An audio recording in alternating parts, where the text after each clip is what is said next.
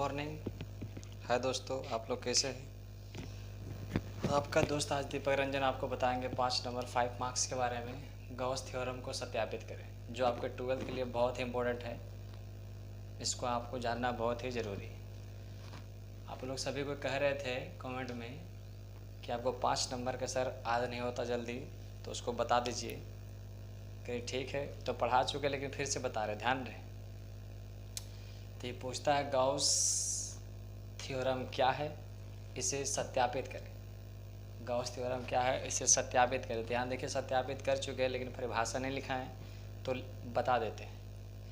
तो किसी विद्युतीय क्षेत्र में, पहले बोलेंगे कि विद्युतीय क्षेत्र में, कौन क्षेत्र में रहे, विद्युतीय क्षेत्र में किसी बंद परिपथ। देखिए, विद्युतीय क्षेत्र में किसी बंद परिपथ, विद्युतीय क्षेत्र में किसी बंद परिपथ के संगत उससे गुजरने वाला कुल विद्युतीय फ्लक्स, उससे गुजरने वाले, देखिए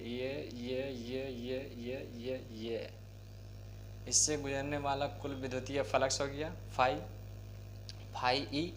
इसके अंदर उपस्थित कुल आवेश, इसके अंदर उपस्थित कुल आवेश क्यू, इसके अंदर उपस्थित कुल आवेश कितना बोलते हो, क्यू 1/ε0 के गुणनफल के बराबर होता है। क्या होता है, क्यू गुना 1/ε0 के गुणनफल के बराबर होता है। इसी को बोलते हैं गाउस का प्रमेय। अब देखिए, गाउस के प्रमेय को सत्यापित करने के लिए यहाँ पर देखिए एक गोलाकार सतह लिए हैं। अब इसको लिखना है कि माना, तो ऐसे करके लिखेंगे, लिखा हुआ नहीं है लेकिन समझिए, लिखेंगे कि माना कि एक गोलीय सतह है जिसके अंदर क्यू आवेश उपस्थित है आर दूरी पर। कितना दूरी पर जी, आर दूरी पर बिंदु पी है, या इतना बिंदु कितना बोलते पी है, और आर दूरी है। यहाँ बिंदु पी से कितना दूरी, आर दूरी।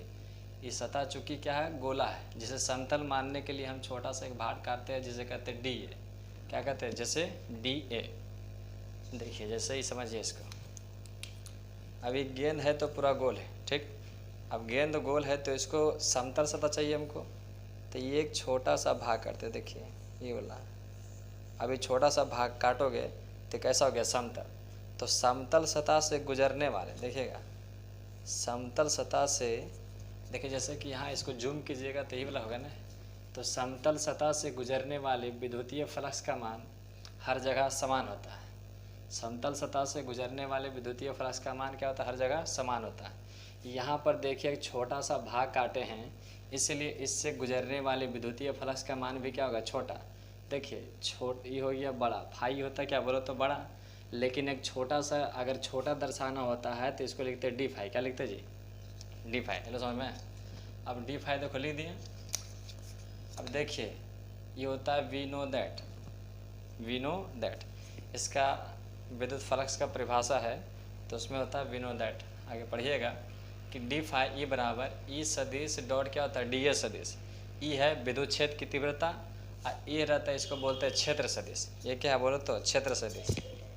अब देखिए दोनों परस्पर, देखिए अगर कोई तो ऐसे है इस तरह से तो कितना डिग्री बनाता है, 90 डिग्री। लेकिन अब दोनों एक ही तरफ दिशा हो जाए, दोनों का देखिए, दोनों का दिशा, इसको माने क्षेत्र सदिश, को विद्युतीय क्षेत्र, तो ये दोनों का दिशा क्या है, इस तरफ। तो यहाँ देखिए 90 है, ये धीरे धीरे धीरे धीरे गिरेगा, कितना होगा, 0।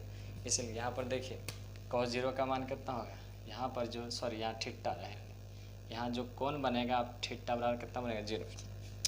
11th में पढ़ेंगे कि जब डॉट कोई सदिश है, जैसे कि पी सदिश है और डॉट क्यू सदिश है, तो यहाँ बनता है पी क्यू कॉस थीटा। किसी बनता है पी क्यू कॉस थीटा। जब डॉट हटता है तो कॉस लगता है, डॉट हटता है तो क्या लगता है जी, कॉस लगता है, ठीक है। अब डी फाई ई बराबर ई सदिश डॉट कितना बोलते हैं, ए सदिश। अब ए सदिश हो गया तो यहाँ से देखिए बढ़िया से, ये डॉट हट गया तो लग गया क्या बोलते हो, कॉस थीटा। और यहाँ जो डिग्री कोण बना रहे हैं हम दो, क्षेत्र सदिश और विद्युत क्षेत्र के बीच जो बना थीटा बराबर 0 डिग्री। कितना डिग्री है, 0 डिग्री। तो D A cos theta, D A कितना हो गया बोलते कॉस थीटा, तो D A into cos theta, और थीटा का मान कितना बोलते 0 डिग्री, 0 रख दिए। आपको बता चुकते हैं कि कॉस 0 डिग्री का जो मान होता है कितना होता चला, 1। कितना होता रही, 1।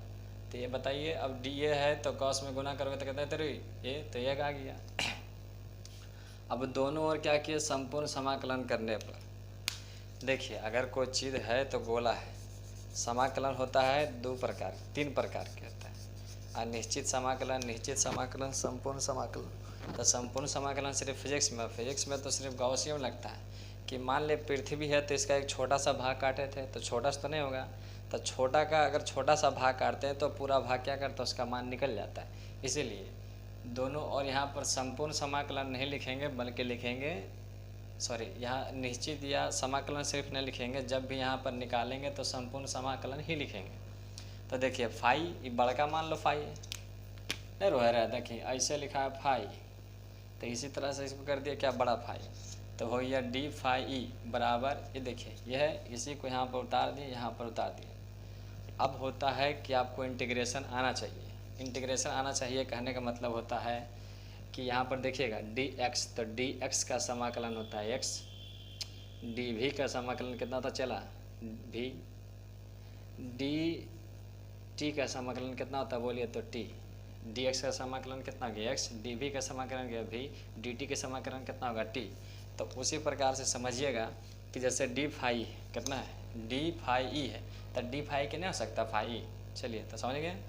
अब देखिए जो कांस्टेंट रहता है, जैसे कि घर में नालायक है, और जेकर घर में बेटा नालायक है, जैसे मान ले 2 है, डी एक्स है, एक कहीं भी रख दे, इतना नालायक है घर में कि अरे कहीं भी कहमी कि अरे काम करें तो नहीं करता, तो कहने का मतलब ये नालायक है, तो नालायक होता है तो उसको घर से बाहर निकाल दिया जाता है। कहने का मतलब अरे तू बेकार है, जो बाहर दिखा निकल जाता बोल तो बाहर, अर्थात समझिए ये कांस्टेंट है, कांस्टेंट को जहाँ भी रहेगा नालायक रहेगा उसको बाहर निकाल देंगे। जैसे विद्युत क्षेत्र हर जगह वही चीज़ है, तो विद्युत क्षेत्र हर जगह वही चीज़ रहता है, इसको कहाँ निकाल देते बोलिए तो बाहर, कहाँ निकाल दिए बोलिए तो बाहर। ये आ गया, बच गया डी है। तभी बताएं आप लोग को कि डी एक्स का समाकलन कितना होता है एक्स, डी टी का समाकलन कितना होता है टी, डी वी का समाकलन कितना होता है चला भी। तो उसी प्रकार से डी ए का समाकलन कितना होगा ए होगा जी। अब ए तो आपको कैसन दिख रहा है, गोल गोल लल्लू लल्लू गोल गोल लल्लू लल्लू गोल गोल। अब गोल गोल दिख रहा है तो इसका कहने का मतलब है कि गोला का क्षेत्रफल कितना होता है, तो होता है 4 पाई आर का स्क्वायर। इतना टेंशन की, ये क्षेत्रफल ये दर्शाता है कि इसको क्षेत्रफल कहते हैं, गोल गोल है, तो इसका कहने का मतलब है यहाँ पर कितना होगा तो 4 पाई आर का स्क्वायर। समीकरण क्या बोलते हैं फर्स्ट मान लीजिएगा। अब देखिए वी है, विद्युत क्षेत्र की तीव्रता के लिए क्या करते हैं, इसको सिद्ध करते हैं। विद्युत क्षेत्र की तीव्रता तो ई बराबर होता है के क्यू बटा आर का स्क्वायर। अब बोलिए सर यहाँ के क्या है, तो के का मान होता है 1/4 पाई एप्सिलॉन नॉट, जो कांस्टेंट मान है, ऑब्जेक्टिव में भी आता है, उसको बात को याद रखेंगे। तो समीकरण सेकेंड का मान फर्स्ट में रखने पर, समीकरण सेकेंड देखिए ये जो है ना भैया ई का जो मान क्या करते हैं हम रख देते हैं फर्स्ट में। देखिए यहाँ पर लिखे 5 गुना 4 पाई आर का स्क्वायर।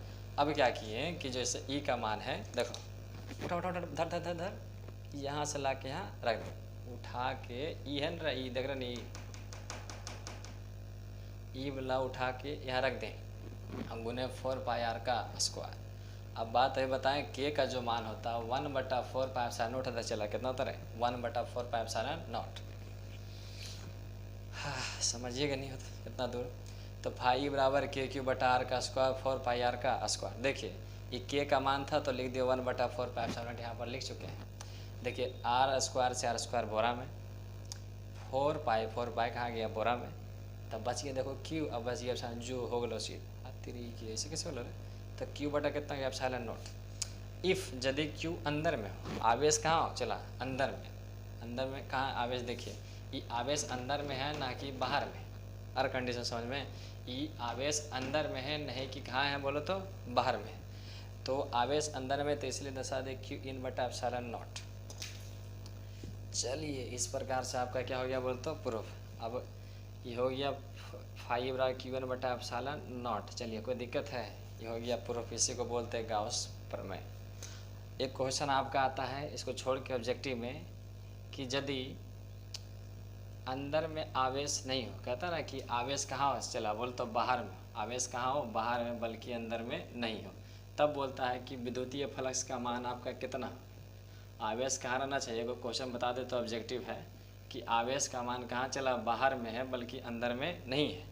तो भैया ये तो इन दर्शाता है, इन का कहने का मतलब अंदर रहेगा तब नहीं, तो अंदर है ही है ना, तो जीरो हो जाएगा क्यू का मान। अब फाई ई बराबर कितना बराबर, फाई बराबर क्यू आई इन बटा एप्सिलॉन नोट, तो अंदर तो है ही नहीं, तो जीरो से भाग दें एप्सिलॉन नोट से, तो बराबर कितना आएगा बोल तो जीरो। तो कहने का मतलब है विद्युतीय फ्लक्स कितना होगा, जीरो। आगे समझ। तो इस प्रकार से क्या हुआ आपका सिद्ध हो गया। जय हिंद।